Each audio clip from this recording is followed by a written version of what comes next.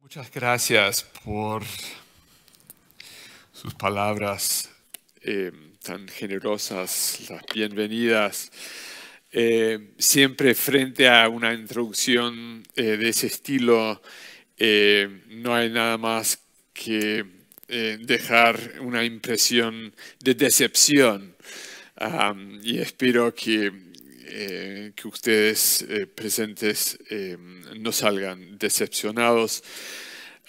Les pido además perdón que mi presentación va a estar en inglés por razones de tiempo y como hace unos cuantos años que no hago una conferencia en español. Decidí mejor ser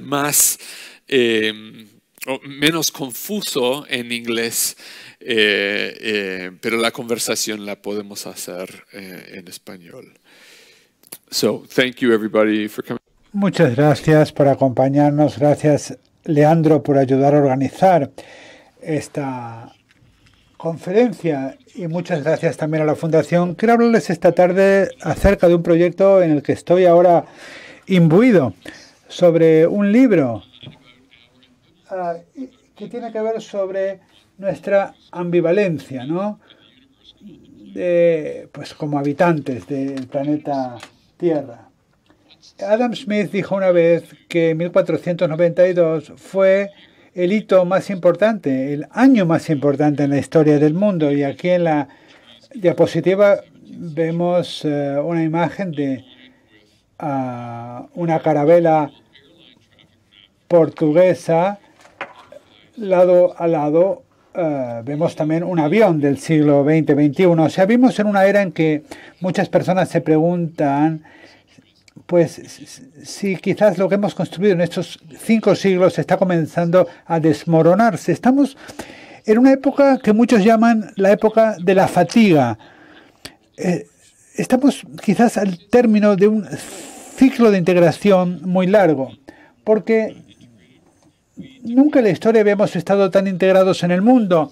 Dependemos los unos de los otros más de lo que lo hemos hecho nunca. Los extraños nos necesitan y nosotros necesitamos a los extraños.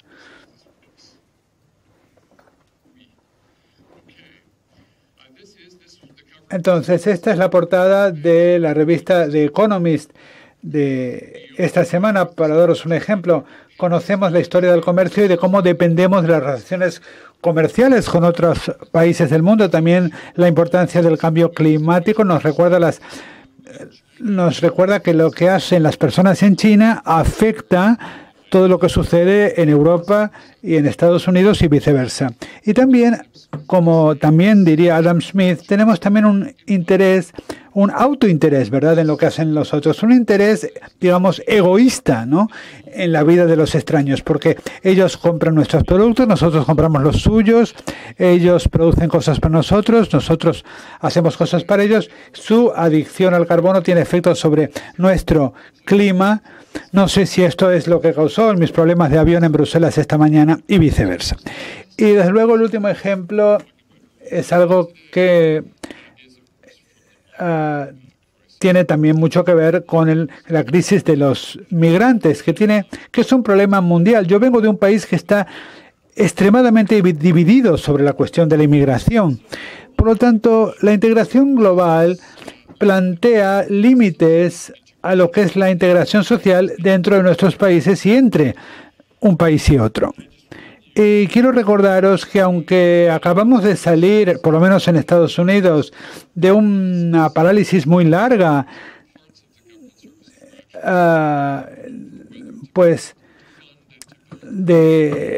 problemas, pues estos problemas tienen muchísimo que ver, y el cierre del gobierno que se ha planteado tiene mucho que ver con si construir o no un muro en la frontera con México. Ahora, si estos temas tienen que ver con nuestro autointerés o nuestro interés egoísta, la crisis de la inmigración pues tiene que ver no solamente con intereses, sino también tiene que ver con la compasión. Por lo tanto, la pregunta que se plantea es cómo podemos plantearnos en la relación entre lo que Adam Smith llamaba nuestros propios intereses y por otro lado, lo que él llamaba nuestra compasión. Porque Adam Smith creía que cuanto más integrados estuviéramos, cuanto más interdependientes fuéramos, cuanto más los extraños dependieran de nosotros y viceversa, más comprensión mutua habría en el mundo. Y eso es un elemento central del pensamiento de Adam Smith, es decir, un pensamiento que también tenía mucho que ver con el funcionamiento de los mercados. Es decir, cómo podemos ser, por un lado, más interdependientes y por otro lado, cómo podemos estar cada vez más agotados, porque necesitamos a los extraños, pero las sociedades que los necesitan están llenas de sentimientos de rechazo, de gente que se golpea el pecho diciendo mi país va primero. Hay una especie de cansancio en relación con la integración. Mañana en la Universidad Carlos III voy a hablar con mayor detenimiento sobre las cosas que podemos aprender desde la última vez que se desmembró un orden interdependiente a nivel mundial, que fueron los años 30, ¿no? Que fueron una época horrorosa. Pero lo que quiero hacer esta tarde es compartir con vosotros ideas acerca de una perspectiva histórica sobre nuestra era caracterizada por la ansiedad. Nuestra era. Voy a hablar sobre la compasión, que es algo que realmente se aleja cada vez más de nosotros. Ahora, podemos plantearnos, estamos ante el fin de la globalización. A la derecha de la diapositiva vemos una fotografía que tomé hace unas semanas en los Campos Elíseos después de una manifestación de los chalecos amarillos. Entonces, ¿la globalización ha acabado? Esa podría ser una cosa que podríamos concluir, pero yo creo que no. Yo creo que no es así. La globalización no ha terminado, no ha acabado, pero sí estamos atravesando dolores vinculados con la globalización. Y estos problemas podrían desencadenar una crisis similar a la que se produjo en 1929 si no tenemos cuidado. O sea que estamos en una era de confusión y de conflicto, y lo que prolonga gran parte de la agonía es que se nos da muy mal medir exactamente lo que está sucediendo, calcular lo que está sucediendo, saber exactamente cuál es la historia de nuestra era. Y hay dos cosas que nos lo impiden.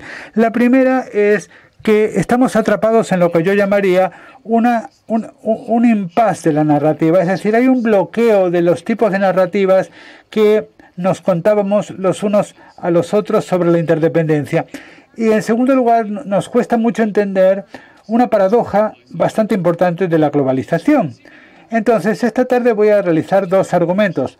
Uno tiene que ver con las narrativas que tenemos.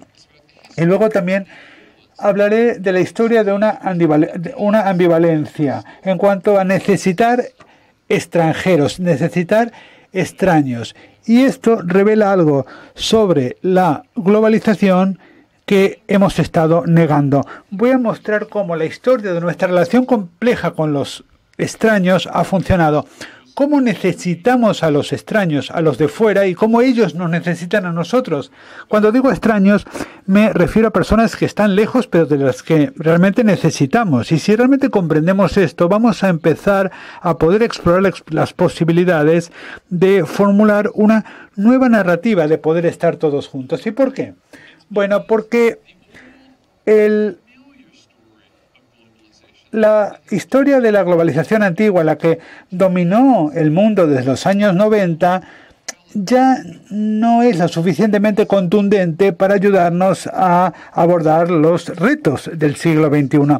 Le falta apoyo social, le falta legitimidad y también menoscaba nuestra capacidad de afrontar los desafíos compartidos. Y también lo que hace es desgarrar nuestro tejido social. Nuestros sistemas políticos desde hace mucho tiempo se están siendo desgarrados por conflictos que tienen que ver con la historia de nuestra independencia, y estamos atrapados entre argumentos antiguos de la globalización, los que eran muy conocidos en los años 90 y que ya no funcionan, por un lado, y por otro lado, pues el atractivo que tiene el atacar. O sea que necesitamos otra justificación de la globalización, que sea honesta con respecto a los problemas que causa la globalización. Entonces, como digo, estamos atrapados en un impasse de narrativa, un bloqueo entre las historias que contamos acerca de nuestra independencia con los extranjeros. Desde el año 2008 al 2015 vivimos en un mundo que tenía muchos argumentos, pero que no se hacía un esfuerzo por comprender. ¿Y por qué importan tanto las narrativas? Podrán preguntar ustedes. Desde luego puede haber un interés material y esto es algo que podríamos hablar en el debate, pero quiero explicarles por qué para mí funcionan y son importantes las narrativas. En primer lugar, las narrativas nos ayudan a dar un contexto a nuestras identidades compartidas. Es lo que se ha llamado nuestras historias humanas y nuestra relación con nuestros vecinos y las personas con las que estamos conectados. Definen los límites. Estas narrativas definen los límites de quién está dentro de la historia, dentro de la narrativa y quiénes somos nosotros. ¿Quiénes somos nosotros? Por lo tanto, es una historia sobre nuestra identidad. Las narrativas también tienen una función de índole económico. Y no me quiero poner muy técnico, aunque si lo queréis lo podemos hacer durante el debate si os interesa, pero reducen los costes de la transacción. Las narrativas dan lugar a externalidades y cuanto más compartamos marcos comunes de referencia en cuanto a las historias que nos unen, más fácil será pues comerciar entre nosotros. Pues Adam Smith además decía que cuanto más comerciemos, más podemos desarrollar un entendimiento común y cuanto más entendimiento común, más desarrollaremos una historia común. Pero podríamos decir que el proceso también se podía explicar al contrario. Desarrollamos una narrativa compartida, hay más intercambios entre extraños y pues esto da lugar a prosperidad. Por lo tanto, compartir referencias reduce el coste de comerciar dentro de las sociedades y entre una sociedad y otra. Una de las condiciones más importantes de las décadas que siguieron al año 1945, pues desde luego cada país tiene su propia relación en cuanto a cómo manejaron los años posteriores a la Segunda Guerra Mundial. España tuvo su propia historia en este sentido y una de las condiciones que permiten la integración global después de 1945 fue el recuerdo de la depresión y de la guerra, ese recuerdo tan angustiante. Pues la invención, por ejemplo, de la categoría de Occidente, pues fue resultado precisamente de esa crisis y produjo lo que conocemos los 30 años de gloria, ¿no? Los 30 años de riqueza, de prosperidad y de expansión de la idea democrática. Prosperidad, paz, democracia, todos estos conceptos se expandieron en las décadas que siguieron a la Segunda Guerra Mundial.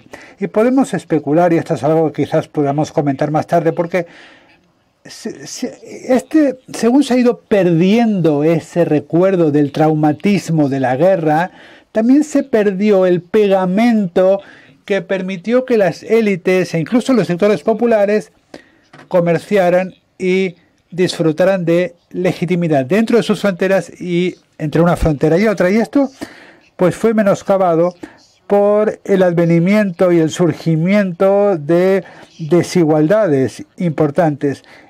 Según las narrativas que surgieron de la Segunda Guerra Mundial, empezaron a disolverse. Ahora, debería añadir que Occidente no era el único lugar en el que las narrativas compartidas se estaban inventando y se estaban pergeneando después de 1945, es decir, en los últimos 70 años.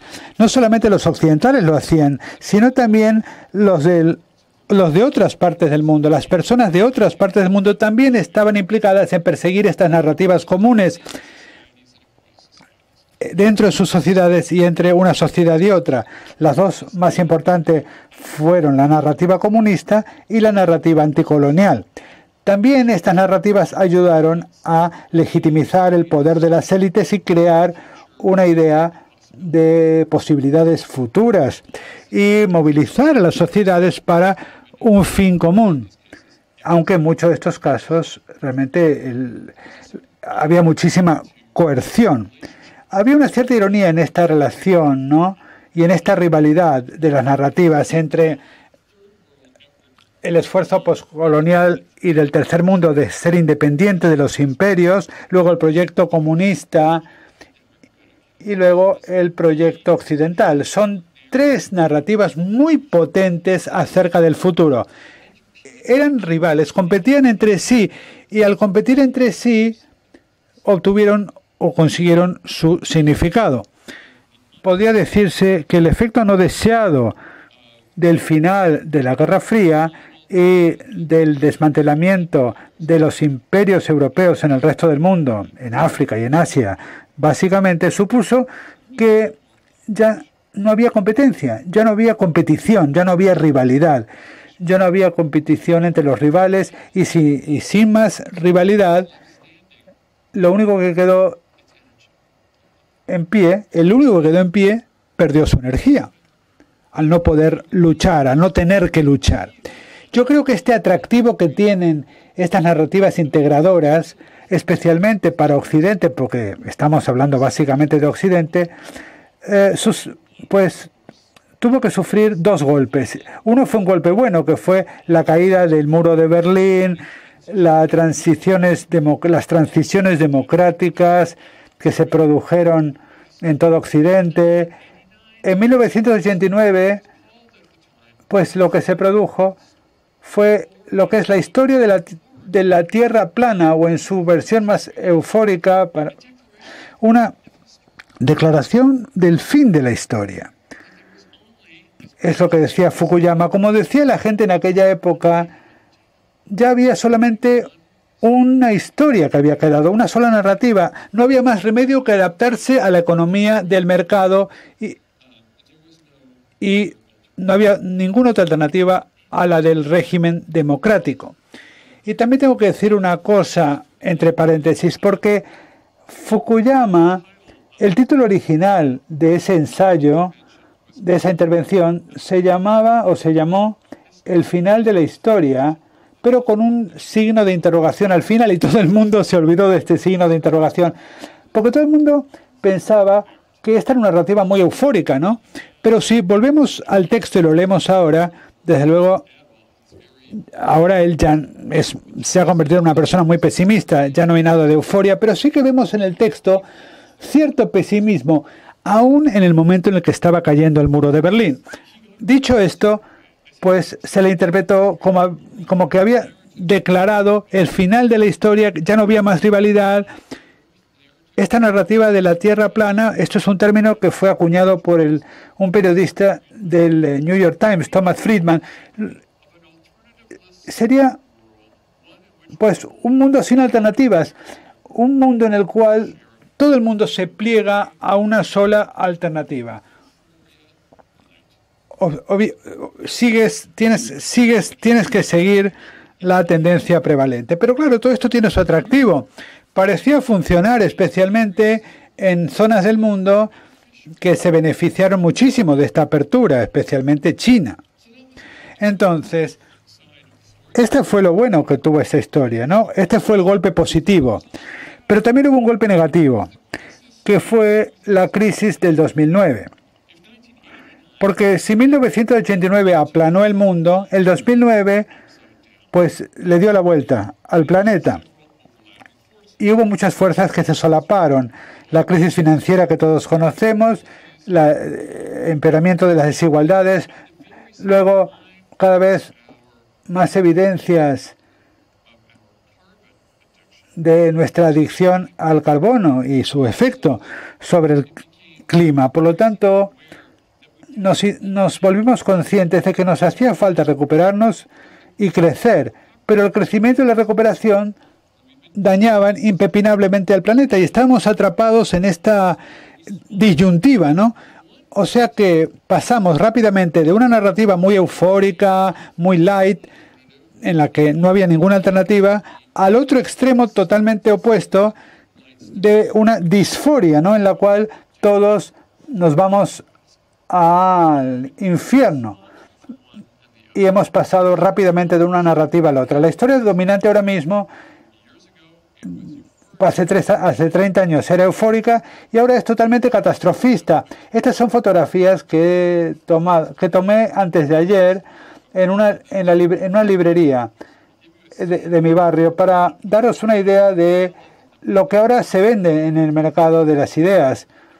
¿Y mi preocupación cuál es? Bueno, mi preocupación es que esta narrativa se podía convertir en una narrativa que se autocumple. Es decir, una cosa produce la otra. Y de hecho fue precisamente esta narrativa catastrofista la que dio lugar al pánico de los años 1930. Y hay una ironía, porque así como en el año 1989 nos dio un solo mundo eufórico, ahora tenemos lo contrario. Hemos pasado de la euforia a una disforia. Y ambas han comprimido nuestra narrativa. No hay un mercado de narrativas. Estamos atrapados en una o en otra. Los que se han beneficiado de la era de los desastres son lo que podríamos llamar el club de los que toman represalias. Es decir, la gente dice lo único que podemos hacer para solucionar el problema es olvidarnos de cooperar, olvidarnos de ayudar a los demás. Y esto no es una antiglobalización, a diferencia de lo que piensan mucho, porque la antiglobalización no significa que odies la globalización. Es importante que comprendamos que el club de las represalias, pues quieren los beneficios de compartir con los demás, pero sin pagar ningún coste. Especialmente no quieren pagar el coste de reconocer la responsabilidad que tienen de cara a los extranjeros. Por lo tanto, prefieren un modelo de interdependencia extractivo y depredador. Y este no es un modelo de inclusión para nada, que había sido la historia dominante desde 1945.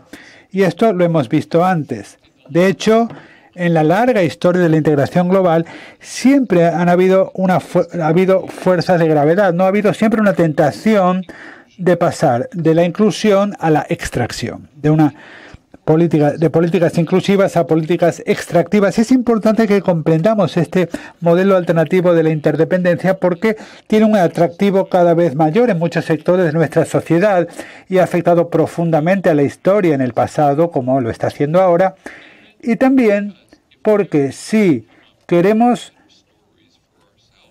desarrollar mejores historias para nosotros mismos, tenemos que comprender las historias del pasado. Siempre ha habido entonces una tensión entre dos rivales, cada uno equipado con su propia historia. El modelo competitivo y extractivo por un lado y el modelo cooperativo e inclusivo por el otro. Por lo tanto, el libro que estoy leyendo habla de la historia de cómo estos dos modelos han competido entre sí, a veces combinándose, a veces luchando entre sí y a veces separándose totalmente. El libro es una defensa melancólica de el globalismo, una defensa, no un epitafio, como muchos podrían pensar. Es melancólico porque a mí me preocupa que estamos desaprovechando oportunidades, especialmente lo hemos estado haciendo después de 1989, porque en 1989 redujo todos nuestros argumentos a uno solo, basado en la lógica del mercado. Y como resultado de esos 30 años de compresión de las historias, nos hemos quedado con esto. Y ahora estamos en una disyuntiva muy importante. Estamos intentando ampliar las narrativas, pero nos resulta muy difícil comprenderlas. Es un libro que defiende el globalismo porque yo creo que estamos mejor juntos. Básicamente para defender los bienes que tenemos entre todos y el bien común. Y la historia se remonta, bueno, pues es un debate entre visiones rivales que se remonta a 1848.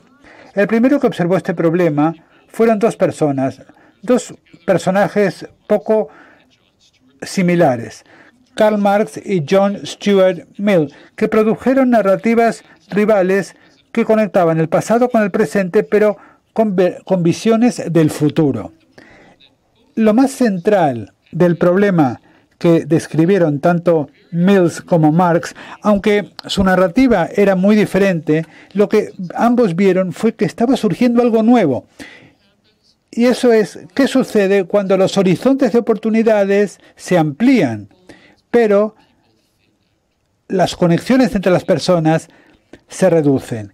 Y esto va a ser muy importante para lo que voy a decir más adelante, porque hay una tensión entre ampliar los horizontes de oportunidad para fomentar el comercio, las migraciones, las inversiones, las familias, pero reducir nuestras relaciones con las personas que conocemos en nuestra propia casa. La versión más feliz fue la de John Stuart Mill, que vio que se abrían muchas oportunidades que eran más importantes que la reducción de la conexión entre la gente. Y la narrativa más pesimista fue la de Marx, para quien, bueno, sí, había pues cosas buenas, pero lo básico, lo que iba a dominar la historia, iba a ser pues la reducción de estas conexiones entre las personas, la explotación y todas estas cosas malas. Pero hablemos de la narrativa feliz, que es la que asociamos con el énfasis en la globalización, que es lo que pues dio lugar a las visiones positivas post-1989, pero no tuvo en cuenta o dejó de lado tres efectos importantes de la integración, y tenemos que comprenderlos. Tenemos que comprenderlos para poder comprender estas represalias que se produjeron, y estas son, tenemos que comprender qué es lo que ¿Qué efectos tienen la ampliación y la reducción? Y no hace falta que toméis notas porque todo va a estar en el libro. En primer lugar, la interdependencia produce una paradoja. La paradoja es que la compasión por los extraños, lo que Adam Smith llamaba compasión por los extraños, no es tan ilimitada como nuestro interés por ellos. Adam Smith, John Stuart Mill y otros predijeron que el interés egoísta iba a dar lugar a compasión y a interés en igual medida. Ambas iban a aumentar de la misma forma. Y de hecho el atractivo, podríamos decir, de la compasión, de hecho se reduce según vemos que las necesidades de las personas extranjeras aumentan. O sea, un resultado paradójico de esto es que cuanto más parece que nos necesita el extraño, el atractivo a compadecernos de él, pues se reduce. Y esto no es lo que habían dicho Smith. Y, por lo tanto, según los extranjeros se acercan a nosotros y viven con nosotros, nuestra compasión desaparece. Para algunos de nosotros, sus necesidades se producen a expensas de nosotros, de nuestros vecinos, y se convierten en una amenaza. Y para nosotros, pues acudimos a la causa de la compasión. Y estos son dos impulsos totalmente opuestos. Cada lado entiende o cada bando entiende al otro. Pero claro, por un lado tenemos un apego a los extranjeros y una aversión a los extranjeros. Y estamos atrapados en esta disyuntiva y al final nos hacemos más intransigentes. Y este es uno de los motivos por el que nuestras sociedades están tan polarizadas y culpando a los extranjeros de todos los males que nos aquejan. Y además la interdependencia produce efectos estructurales contradictorios. No les voy a dar muchos detalles sobre esto. Es algo que Leandro y yo hemos conversado mucho, pero una cosa que sí sabemos es que la ampliación de los horizontes no produce bonanza para todo el mundo de la misma forma. Efectivamente, la integración, y es lo que estamos teniendo que lidiar, con lo que estamos teniendo que lidiar después de la Guerra Fría. La integración lleva a jerarquía y desigualdad, de hecho. Y eso produce, esto es un poco técnico, una desalineación de incentivos. Induce a que los poderes que se ven amenazados, que les parece que están perdiendo puestos en un mundo cada vez más jerárquico, los lleva, como decía, los induce a tratar de explotar a los poderes más débiles que ellos, porque se sienten amenazados. Y voy a volver a esta idea en un momento. Y el tercer punto de la lista es que el ciudadano y el extranjero, el desconocido, no se dan la mano. A lo que voy con esto es, a medida que los horizontes de oportunidad se amplían y se expanden y los vínculos, las conexiones entre las personas cada vez son más débiles, algo que ya no estamos siguiendo es cómo las instituciones funcionan mejor cuando los vínculos son fuertes, de hecho. Y lo que está pasando es que en las democracias electorales se producen, por tanto, incentivos para que los líderes busquen ganancia a costa de los que no tienen ni voz ni voto literal. Es decir, los incentivos, tal como funciona el juego democrático, hacen que los políticos, digamos, estén incentivados, estén motivados para buscar ganancias entre las personas que no pueden expresarse, o sea, votar, tener una voz. ¿No? Los extranjeros no tienen voz, no tienen voto por definición y por tanto dan igual. Así que nuestras sociedades cada vez están más estratificadas. Las sociedades democráticas, al ser cada vez más estratificadas, esto a lo que lleva, lo que crea es un juego político en el que algunos miembros de las clases políticas se sienten motivados para hacer que los extranjeros se conviertan en parias directamente. No son bien recibidos, no son queridos. Y eso te pone ya camino de los estereotipos, de creencias sobre temas raciales, etcétera, etcétera. Es complejo reconciliar una interdependencia profunda con la democracia, de hecho. He dicho difícil, no imposible. Pero hemos de lidiar con esa dificultad, ¿no? Así que es algo que esa visión más ligera, más eufórica, no veía. Hemos de comprender todo esto para no simplemente descartar en la cara B de la cuestión, ni descartar a Donald Trump como una especie de cosa rara que pasa, que es tentador, o el Brexit. Los nativistas, en inglés, decimos gente que es muy etnocéntrica y muy nacionalista.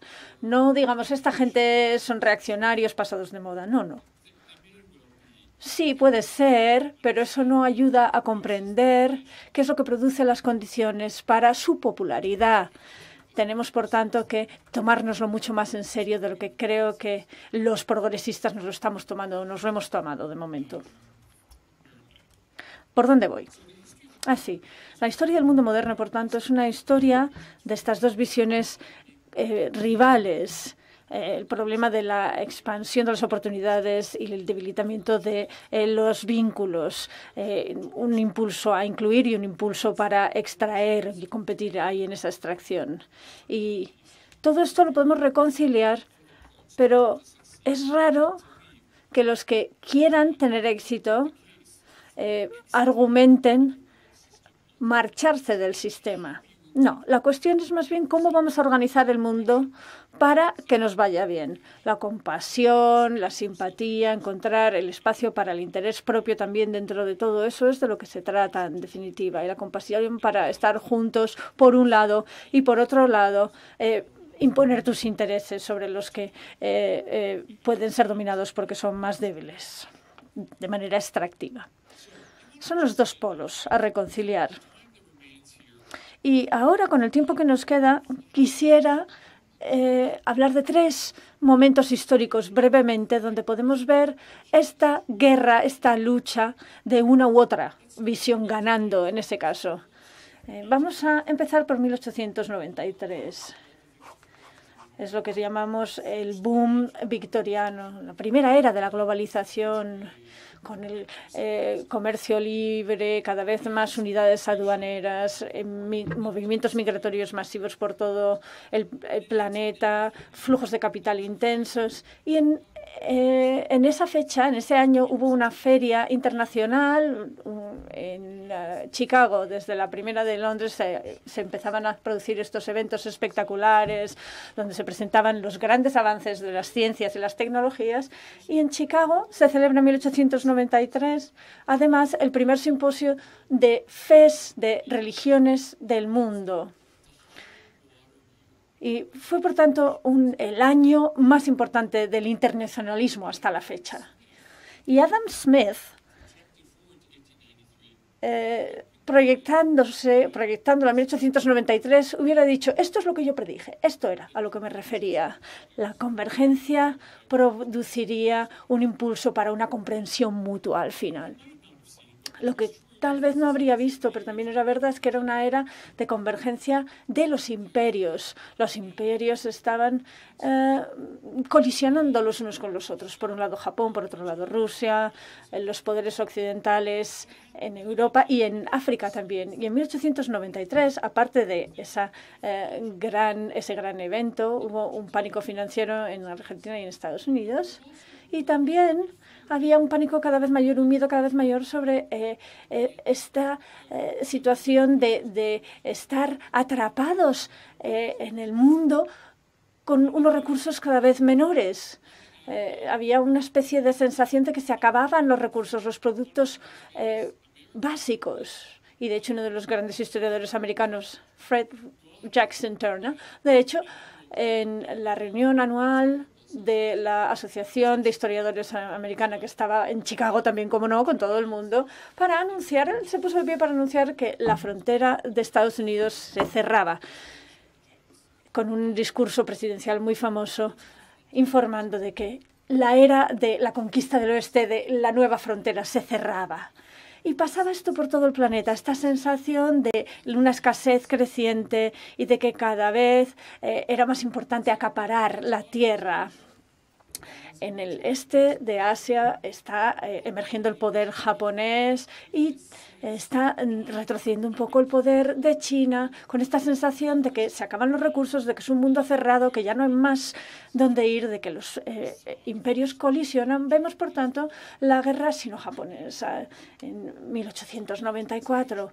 Y no cabe exagerar las consecuencias para el mundo de esta colisión de imperios que habían estado cooperando y ahora estaban enfrentándose, un poco como había pasado en África, ¿no? Cada vez los imperios eran más competitivos por esta sensación de pánico y de escasez creciente. Y con eso empiezan décadas de conflicto en el Pacífico, que solo se resolvieron al final con la bomba atómica en Hiroshima y Nagasaki. Y esto empieza en 1894 y acaba en 1945. Los americanos vieron lo que pasaba en esa guerra y les impactó, tuvo un impacto en España también, en todas partes. De hecho, fue un golpe para el Reino Medio en China, causó una tremenda alarma y el Imperio Español y los conflictos a los que se exponía en 1895 y años subsiguientes también estaban en una situación similar. Y Estados Unidos aprovechó la oportunidad en 1898 de entrar en guerra con España, como sabemos. Son guerras todas parecidas. Y los rusos también andaban mirando esto y tomando nota, igual que los estadounidenses con España. Con el tema de Manchuria y Siberia pasó lo mismo, ¿no? Y acabaron en guerra con Japón también en 1904. Así que va pasando esto por todo el mundo, por los Balcanes, por todas partes, donde los imperios colisionaban y donde la gente estaba en este pánico de que había una escasez creciente de recursos y una incertidumbre financiera. Se producían estos incendios. Había cumbres, había tratados, había esfuerzos para mantener esta cooperación frente a la competición, pero esto era lo que estaba pasando. Pero lo que no oímos tanto decir de 1893 es que aumentaban la escalada que acabo de definir, pero también cada vez había más jerarquía. Y como le pasaba a China y a Turquía, los imperios más débiles tenían problemas. Por un lado había una globalización, pero por otro lado había grietas. Y cada vez, con las fuerzas de la competición, se vio que más claramente la cooperación era la que iba a perder. En 1914 se ve definitivamente. O sea, vemos un ciclo de interdependencia que acaba con la paradoja de una guerra. ¿Cómo un mundo tan interdependiente al mismo tiempo puede ponerse a luchar los unos con los otros en una guerra? Bueno, pues así fue la cosa. 1933 es otro episodio. Y no es evidentemente el momento de más integración mundial, no precisamente, sino más bien el momento de mínima integración mundial. Este es un índice de cómo la Gran Depresión, el shock de 1929, hizo que la interdependencia, los flujos de interdependencia de capitales, en este caso, en el mundo, se agotaran. Aquí lo vemos con este gráfico, pero hubo nuevos experimentos, nuevos esfuerzos e intentos de promover la cooperación, seguramente alimentados por los recuerdos de la Primera Guerra Mundial. Aquí vemos, por ejemplo, imágenes del Tratado de Calabrian que hizo que la guerra con otra potencia fuera ilegal. Pero después de la crisis del crack de 1929, con esta ansiedad de la escasez de nuevo, adquiriendo preponderancia, una escasez porque los recursos eran cada vez menores, estas narrativas pesimistas, y este es un ejemplo de un geógrafo alemán que estaba muy preocupado por los recursos decrecientes, se fueron reforzando estos miedos combinados con ansiedades étnicas y de todo tipo. Y las grandes potencias, y ya lo he dicho antes, en este contexto se estaban enfrentando a incentivos cada vez mayores para ejercer su autoridad, no para acabar con la integración global, sino para moldearla conforme a sus intereses, porque eran grandes potencias. Así que a menudo, y sobre todo los pesimistas y las narrativas pesimistas, miran hacia atrás y ven la expansión del comunismo, del fascismo como amenazas, pero la amenaza verdadera para el orden global no viene de los regímenes autocráticos de un signo u otro, sino de las democracias. Así que, ¿por qué preocuparse tanto por la fatiga de la globalización ahora en casa en nuestras democracias, ¿no? Pues es así. En 1930 en Estados Unidos se aprueba esta tarifa Mulholland. En 1931 Japón, que era una democracia, invade Manchuria. En 1932, mi episodio favorito, que tuvo lugar en Ottawa, los poderes del Imperio Británico decidieron protegerse entre sí de algo que llamaban las preferencias de Ottawa, decidieron protegerse entre sí del resto. Y los otros imperios pues tomaron buena nota de esto. Una manera de sobrellevar la crisis de la Gran Depresión era retirarse dentro de las murallas, por así decirlo, particularmente murallas donde las grandes potencias y las potencias débiles pudieran refugiarse. Y hubo un esfuerzo de salvar los muebles en 1933 en Londres, que acabó en un desastre total, con el colapso total y completo y final del sistema financiero. Y al cabo de 2 años, Italia, así que ya no había cooperación, Italia y Japón empezaron a planificar, siguiendo el ejemplo de las democracias, empezaron a planificar invasión de las tierras de otros, de extranjeros, de desconocidos. Esto es la reunión, la cumbre de Londres para tratar de sostener el sistema internacional.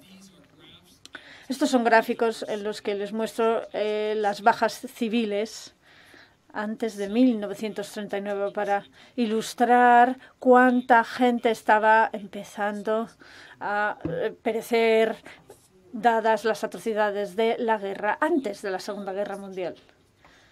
Porque este es el problema que tenemos con la democracia. La primera lección es cómo sobrellevar la competencia entre estados, pero la segunda lección que hay que aprender es cómo las democracias pueden entonces sobrellevar la interdependencia de los extraños. Porque no podemos garantizar que las democracias estén en la vanguardia de una interdependencia ilustrada. son tan vulnerables como las autocracias. Y no quiero acabar en un tono pesimista, sino optimista y positivo. En 1962 hemos tenido 1893, 1933 y luego 1962. En este contexto de la Guerra Fría y las 3 décadas gloriosas con Vietnam y Argelia, había 2 narrativas importantísimas que se produjeron, 2 intervenciones narrativas fundamentales. Una, como resultado de la crisis de los misiles de Cuba, que puso al mundo al borde del abismo de la guerra nuclear, y la lección ahí era que necesitábamos crear sistemas de cooperación que se convertirían en, básicamente, los sistemas de control armamentístico modernos. O sea que lo bueno de esa crisis fue que se desarrolló esa iniciativa para controlar la expansión de las armas nucleares.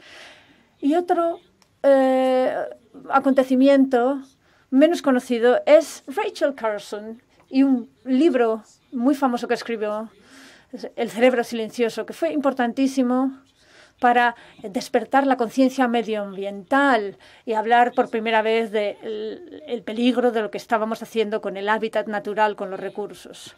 Lo uno y lo otro se han convertido en pilares de nuestra interdependencia actual. Y lo uno y lo otro, el buscar una manera de controlar las armas nucleares y el control y la regulación medioambiental, muestran que tanto las autocracias como las democracias se pueden unir para asegurar una cooperación que consiga resultados positivos por encima de la competencia.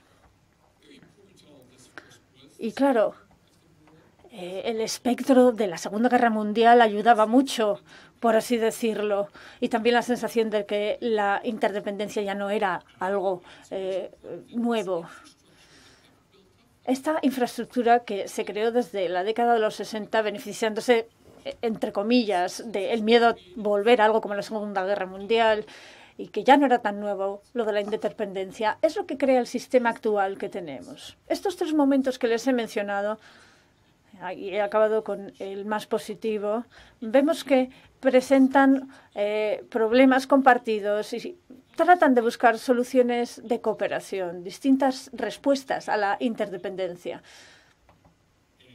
Porque hay una rivalidad ahí, pero por otro lado se pueden expandir las soluciones cooperativas, como vemos. Y es siempre una tensión entre lo uno y lo otro. Pero estamos viviendo al final del ciclo de este proceso de integración. Desde 1945 nunca hemos vivido en una era donde hayamos tenido tanta interdependencia de extraños, de desconocidos y viceversa. Y se va a profundizar esa interdependencia. Y este es el caso desde 1950. ¿Por qué? Ahí es donde empezamos a ver los problemas que la interdependencia iban a tener. Desde 1915, no 50, perdón. Aquí lo que les muestro para ilustrar el caso es una imagen de septiembre de 1915. Y hablo de esta imagen porque vemos aquí un poco la fatiga de la compasión de alguna manera. Una mujer que dice, ya me han bombardeado con estas historias muchas veces. Así que concluyo.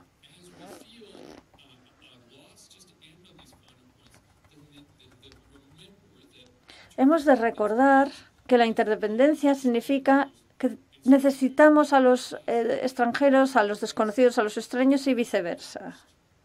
Que nos dan lo mejor y lo peor de alguna manera. Por varios motivos. Y hemos de entender que cada vez es menos interesante, desde un punto de vista humano, ayudar a los extranjeros cuando sus necesidades son cada vez mayores.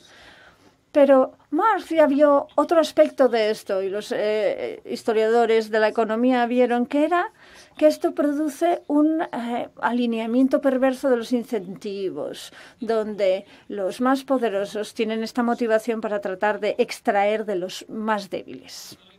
Y por fin, la democracia y cómo la relación de la democracia con los extraños no son dos conceptos que vayan tan bien de la mano como quisiéramos. Cada vez hay más oportunidades, pero cada vez los vínculos son más débiles. Y eso a lo que nos lleva es a que haya mucha gente que ya no tiene voz dentro de los límites de nuestras comunidades políticas. Lo repito, la gente de la que dependemos y que dependen de nosotros, estas personas cada vez tienen menos voz dentro de los límites de nuestras comunidades políticas. Ese es el dilema estructural de la democracia en esta era global. Pero nuestras instituciones políticas funcionan mejor cuando los vínculos entre las personas son fuertes, no débiles. Así pues, ahora tenemos problemas en las conexiones en los actores o los participantes en el mundo en el que vivimos, con unas ansiedades que alcanzan niveles nunca alcanzados antes. ¿Y dónde nos lleva todo esto? Nos lleva a sentirnos una especie de limbo eterno. Pero quiero acabar diciendo, sí, hay momentos y ciclos siempre, y unos empiezan y otros acaban. Y estamos en un ciclo que no sé si está acabando ya. Dependerá de cómo lo hagamos, de bien o mal también.